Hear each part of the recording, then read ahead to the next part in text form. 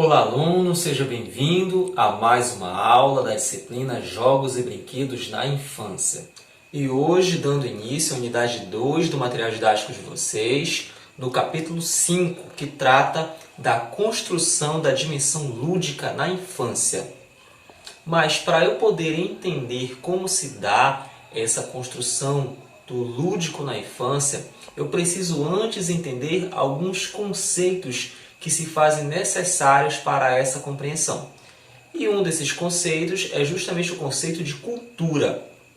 Pois quando eu falo dessa construção lúdica da infância, dessa construção dessa dimensão lúdica, eu não posso esquecer que essa construção ela vai se dar por meio da interação dessa criança com o meio no qual ela está inserida. E o meio no qual ela está inserida está envolto daquilo que nós denominamos de cultura. Mas o que é cultura? Como que eu posso determinar o que é cultura ou não? E mais, eu pergunto para você, existe povo sem cultura? Existe alguém sem cultura? Por vezes nós ouvimos pessoas falando a seguinte frase: ah, fulano não tem cultura. Olha ali, aquilo é falta de cultura. Será que realmente existe alguém sem cultura? Vamos procurar compreender o conceito de cultura para a gente poder responder a esta pergunta. Cultura vem do latim cultus, que significa cultivar. Segundo Laraia, existem várias definições de cultura e os principais conceitos se encontram nos campos da antropologia, filosofia e sociologia. Quando nós falamos de cultura, principalmente em termos de Brasil, a conceituação ela é muito abrangente. E aí nós vamos pegar uma definição do que o Laraia nos repassa em relação à cultura, onde ele vai confirmar para a gente que existem várias definições de cultura, mas ele vai utilizar principalmente a abordagem da antropologia, da filosofia e da sociologia. Então vamos analisar no quadro aqui ao lado o que quer dizer cada um desses conceitos, o que é a cultura para cada uma dessas áreas de conhecimento. Então olha só, o primeiro conceito que nós temos diz o seguinte: cultura é um complexo que inclui conhecimentos, crenças, arte, moral, leis, costumes ou qualquer outra capacidade, hábitos adquiridos pelo homem como membro da sociedade. Então, nós percebemos que essa conceituação se enquadra muito com a antropologia, né? Então, aqui, esse conceito vem nos dizer que a cultura é tudo aquilo que envolve crenças, que envolve artes, que envolve moral, que envolve leis, costumes. Aí eu retomo aquela nossa pergunta, se existe alguém sem cultura. Eu te pergunto, você conhece alguém que não tenha crença? Lembrando que quando eu falo de crença, não necessariamente precisa ser a crença religiosa. Crença é de crer. Então você conhece alguém que não crê em nada? Mesmo aquele que é ateísta, por exemplo, ele vai crer em alguma coisa. Portanto, é uma pessoa que possui sim uma crença. Pessoas possuem moral, pessoas possuem lei, andam de acordo com a lei, conhecem os seus direitos, os seus deveres. Então observe que, já pegando esse primeiro conceito, eu não posso afirmar que alguém não tem cultura. Eu não posso apontar e dizer que fulano não tem cultura. Por quê? Todos os seres humanos, todo indivíduo que faz parte de uma sociedade, nós fazemos parte de uma sociedade, está envolto de alguma crença, de alguma arte, de moral, de leis, de costumes e assim por diante. Vamos olhar outra definição? Olha o que diz aqui a outra definição. Cultura é um sistema de símbolos e significados. Compreende categorias ou unidades e regras sobre relações e modos de comportamento. Nós observamos que esse daqui se enquadra um pouco mais para a conceituação filosófica, né? Quando diz que a cultura é um sistema de símbolos, de significados, e que vem a compreender categorias e unidades, envolto de regras, com as relações de comportamento. E aí eu te pergunto, o ser humano não possui um comportamento? Todos nós temos um comportamento perante a sociedade, perante as situações que nos ocorrem.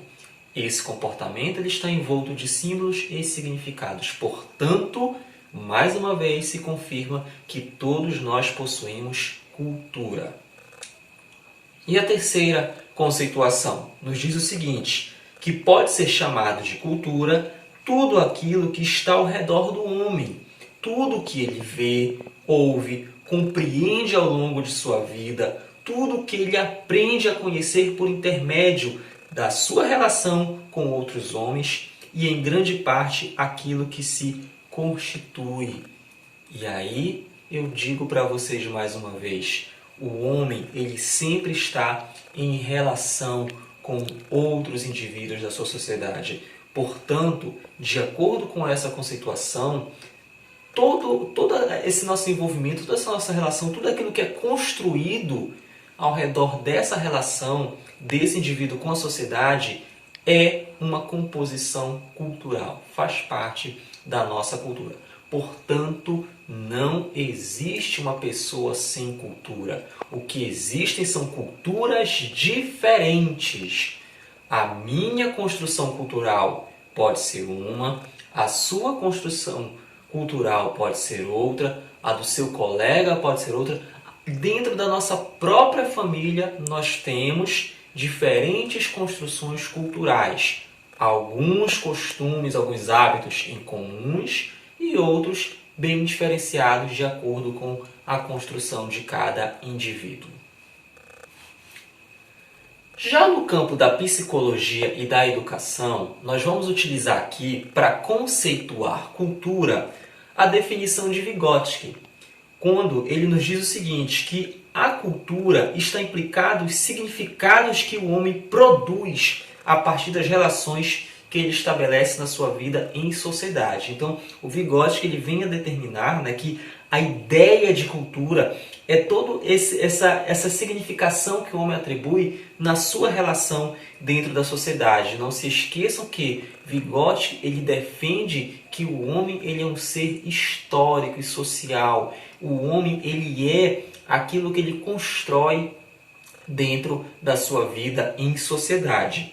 Assim, concebe-se a atividade humana como um ato de interação e criação. Portanto, o ser humano, ao se relacionar, ele não está apenas interagindo, mas ele está também criando. E esse processo de criação é um processo de construção cultural do ser humano que vai agregando a sua concepção histórica e esses vários aspectos que nós podemos chamar de culturais. Para esse autor, a linguagem é algo fundamental para a produção e a expressão do ser humano, pois é através da linguagem que esse ser humano ele vai interagir, é através da linguagem que esse ser humano ele vai se integrar com outros indivíduos do seu meio. Essa relação desse indivíduo com o meio, ela vai ser muito importante a função da linguagem, a interação por meio da linguagem, para que esse indivíduo ele possa ali adquirir essas concepções como valores, crenças, regras de conduta e experiências. É por meio da linguagem que esse indivíduo ele vai adquirir esses conhecimentos, ele vai interagir e ele vai se integrar dentro desse meio no qual ele está inserido. Mas e a criança?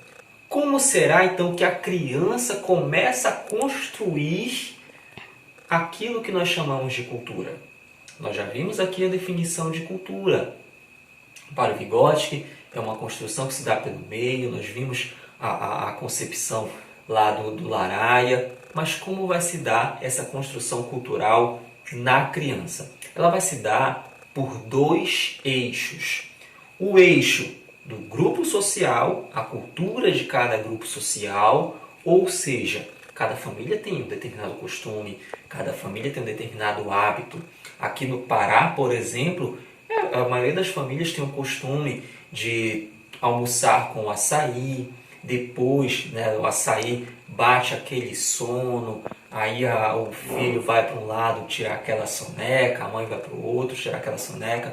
Já em outros estados, Esses grupos sociais, esse grupo família, já podem ter outros costumes diferentes dos nossos, outros hábitos.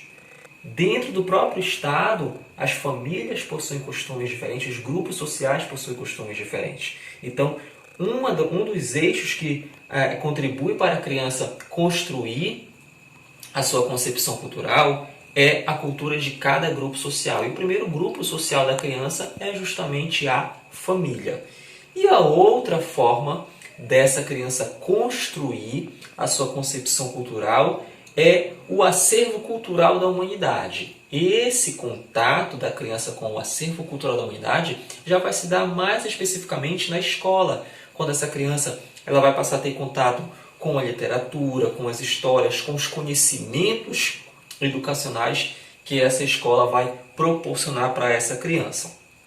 Portanto, para Vygotsky, ao entendermos o ser humano como um ser histórico e social, devemos considerar também os modos de produção por ele criado, que são, por natureza, sociais e históricos. Então, o Vygotsky ele defende muito essa construção do ser social, do ser histórico, esse ser que está inserido nesse meio e através do contato, da utilização, da linguagem, das expressões desse ser, desse indivíduo com o meio, ele vai construindo e vai, por natureza, se tornando um ser social. E aí vamos entender, portanto, o que seria a cultura lúdica, entender como que vai se dar essa construção da cultura lúdica na criança. Lúdico, a palavra lúdico vem do latim ludus e significa brincar, mas não é um brincar qualquer, é um brincar que vai ter uma objetividade para essa criança. E essa objetividade vai estar associada com o processo de aprendizagem. E o que vai influenciar para que realmente esse brincar lúdico ele favoreça essa aprendizagem? O ambiente, as condições materiais, as ações dos familiares e mestres, o espaço na cidade e no lar irão influenciar a experiência desse lúdico na criança, a experiência lúdica da criança. Então nós vamos perceber que quando eu falo do lúdico na vida da criança, eu não estou me referindo apenas à escola. Se tem muito essa visão de que o lúdico para a criança se dá somente no ambiente da educação formal, no ambiente das escolas. Não. O lúdico para essa criança deve também se fazer presente no seu cotidiano, no seu dia a dia. O espaço, o ambiente no qual ela esteja inserida deve ser um ambiente lúdico, um ambiente que possa proporcionar o seu pleno desenvolvimento.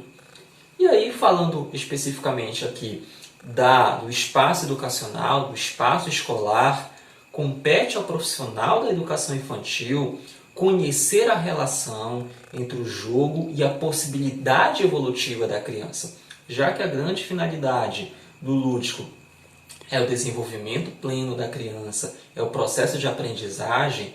Esse profissional que vai trabalhar com a criança na educação infantil, ele precisa conhecer qual é a relação do jogo com a possibilidade, com o processo evolutivo da criança, para realmente poder trabalhar esse jogo, poder trabalhar as brincadeiras da forma correta dentro da sala de aula, dentro do espaço educacional, e não trabalhar como um mero passatempo, para que ele possa preencher a caderneta, para que ele possa passar um dever de casa no caderno. Isso não é o correto. O correto é o professor, é esse profissional da educação infantil utilizar o lúdico para realmente contribuir para um processo de ensino e, no caso, de aprendizagem dessa criança, a fim de que possa facilitar a construção da cultura lúdica para essa criança. Mas como então que essa criança vai construir essa cultura lúdica em si? Como que vai se dar o processo de construção? E aí, lembra que eu falei agora há pouco para vocês, que essa construção da cultura lúdica, ela não é algo que vai ocorrer somente dentro da escola, vai ocorrer também fora da escola. E nós vamos aqui observar uma concepção do Bandoli e do Mantovani, que eles vão determinar que existem 3 fases para que essa criança possa construir a sua cultura lúdica. Onde eu vou ter na primeira fase, tá, uma concepção defendida por eles de que a criança, enquanto pequena, enxerga o adulto como seu maior brinquedo. É como se o adulto fosse um grande brinquedo para essa criança. Só você observar que a criança, enquanto pequena, ela gosta de brincar com o adulto, com seu pai, com a sua mãe. Quando ela encontra essa afinidade, ela vai ter esse ato de brincar com esse adulto de maneira muito mais propícia. Por quê? Porque ela enxerga esse adulto como um grande brinquedo. E aí vem a segunda fase, onde nessa segunda fase o próprio corpo da criança é o brinquedo. É aquele momento que ela começa a levar a mãozinha na boca, começa a tocar os pés, ela começa a explorar o seu corpo e enxergar o seu corpo como um grande brinquedo. E a terceira fase, para a conclusão dessa cultura lúdica, é a descoberta do objeto. É aquele momento em que a criança ela vai passar a ter contato com o objeto, com os brinquedos. Geralmente os pais costumam comprar os chocalhos, a pelúcia, os mordedores. Quando a criança tem contato com esse objeto, ela está também descobrindo esse lúdico, está construindo essa cultura lúdica. E aí nas próximas aulas, na próxima aula, quando nós formos dar continuidade a esse capítulo 5, eu vou mostrar para vocês qual a concepção do jogo educativo e quais os tipos de jogos educativos que nós, profissionais da educação, podemos inserir na vida dessa criança e até mesmo nós que somos pais, mães, podemos estar inserindo na vida dos nossos filhos. Então, eu fico por aqui. A aula de hoje ela se encontra lá na unidade 2, das páginas 52 a 55. Assista essa videoaula, dúvidas estarei à disposição de vocês. Podem deixar aqui nos comentários qualquer dúvida, deixar as sugestões de vocês. Não se esqueçam de se inscrever no canal, que vem por aí grandes novidades para vocês e até a próxima!